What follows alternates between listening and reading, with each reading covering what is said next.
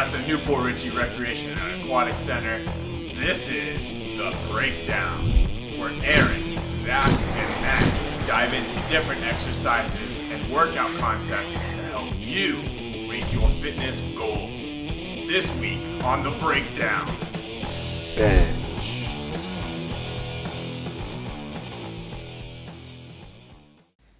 Bench pressing is an important exercise to do because it engages some of the biggest muscles in your upper body, such as your chest, your triceps, and your shoulders. When performed correctly, bench pressing can help prevent shoulder injuries as well as improve your overall upper body strength. By benching, we're going to start off by squeezing our shoulder blades together, bringing our shoulders back and down. From here, we're going to make sure our feet are planted. We're going to kind of bring our heels towards our butt a little bit. This is going to help us create torque when we're pressing into the bar.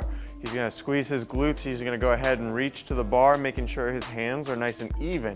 There's these grooves on the bar we got in the middle. Then we also have this single ring that's not grooved kind of over to the side.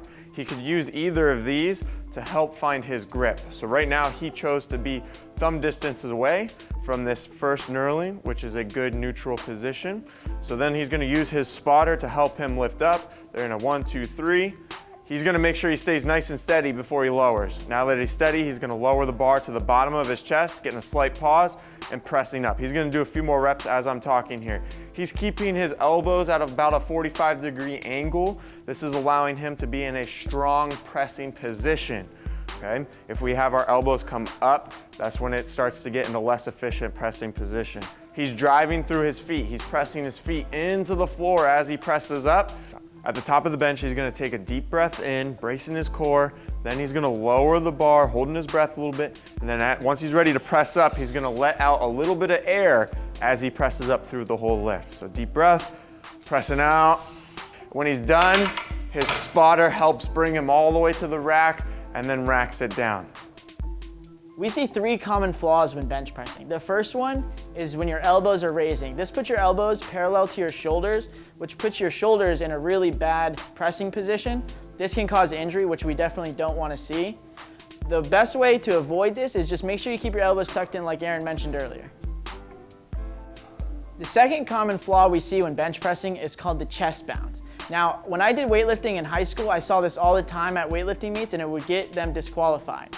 We want to make sure we have no extra momentum. That's what the chest bounce gives us. So to avoid that, we just want to make sure we control the weight down to our chest, take a slight pause, and then press the weight up. The third common flaw we see when bench pressing is hip and/or feet movement.